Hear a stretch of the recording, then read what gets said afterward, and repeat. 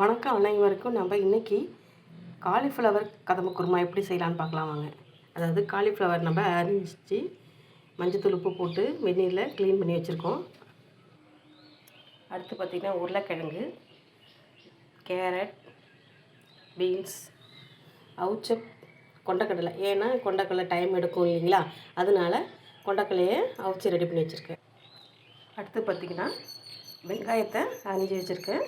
அடுத்து தக்காளி, பச்சை மிளகாய், இதை நம்ம மிக்சியில் போட்டுக்கணும், தனியாக இருக்கட்டும். அது இஞ்சி பூண்டு பேஸ்ட்டு, கொஞ்சம் புதினா, கொஞ்சம் மல்லி. அடுத்து பார்த்திங்கன்னா garam masala 2 spoon, chicken masala 1 spoon, மஞ்சத்தூள், மிளகாய்த்தூள், நம்ம சமையலுக்கு யூஸ் பண்ணுறோம் இல்லைங்க, அந்த மிளகாய்த்தூள், உப்பு தேவையான அளவு. முதல்ல நம்ம வெங்காயம் தக்காளியை மிக்சியில் போட்டு நல்லா நைஸாக அரைச்சிப்போம்.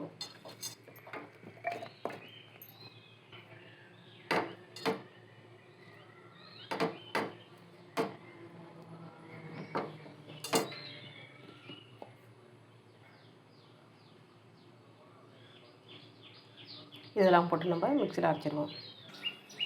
வெங்காயம் தக்காளி அரைச்சாச்சு. இப்போ நம்ம அடுப்பு பற்ற வச்சு ரெடி பண்ணிக்கலாம். அடுப்பு பற்ற வச்சு எண்ணெய் சூடேறிச்சு. இப்போ நம்ம கொஞ்சம் சோம்பு பொடி போட்டுக்கலாம். சோம்பு பொடி பொரிஞ்சிருச்சு. இப்போ நம்ம அந்த வெங்காய தக்காளியை இதில் போட்டுக்கலாம்.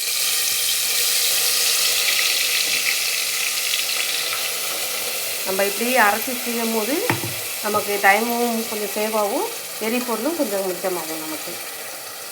நம்ம இப்போ தேங்காய் ஊற்றி செய்யாதனால இப்போ இதை வெறும் வெங்காயம் தக்காளியை அரைச்சி போட்டுக்கலாம்.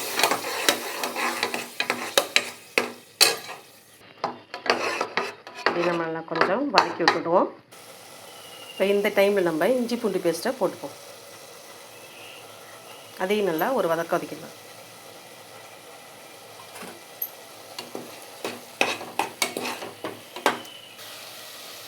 இஞ்சி பூண்டு பேஸ்ட்டும் நல்லா வதங்கிடுச்சு. இப்போ நம்ம இந்த கரம் மசாலா போட்டு இந்த டைமில் நம்ம போட்டுக்கலாம். இதையும் போட்டு கொஞ்சம் நல்லா ஒரு வதக்கிடுவோம். இதில் உள்ள பச்சை ஸ்மெல் போகும்.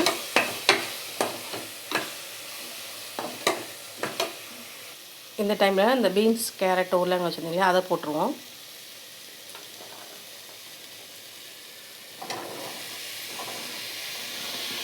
அதையும் போட்டு நல்லா ஒரு வதக்குவோம். ஏன்னா காலிஃப்ளவர் நம்ம கொஞ்சம் வெந்நீர் ஊற்றி இது பண்ணி ரெடி பண்ணி வச்சுருக்கோம் இல்லைங்களா, அது சீக்கிரம் வெந்துடும்.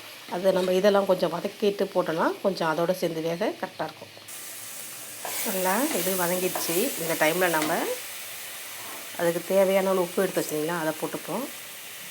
அதோட கொஞ்சம் புதினா மல்லியும் போட்டு வதக்கிப்போம்.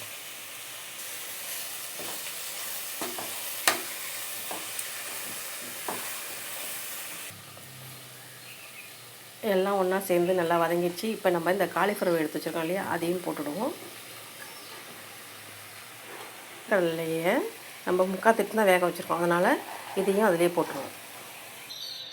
எல்லா காயும் போட்டு ஒன்றா ஈவனாக வதக்கியாச்சு.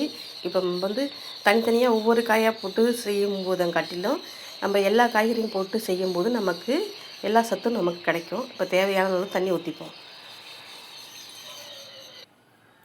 இதுக்கு தேவையான அளவு தண்ணி ஊற்றியாச்சு. இப்போ நம்ம குக்கர் போட்டு மூடி ஒரு விசில் வச்சுக்கலாம்.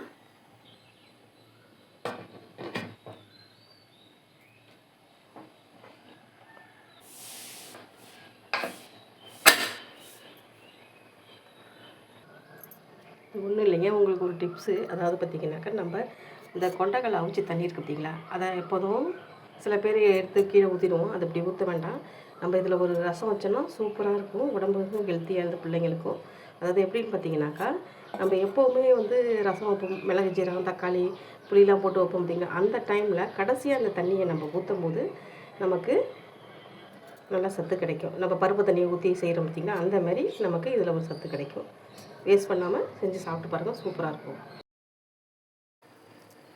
குக்கர் விசில் வந்துடுச்சு. இப்போ நம்ம ஓப்பன் பண்ணி பார்க்கலாம். சூப்பரான ஒரு குருமா ரெடி ஆகிடுச்சு.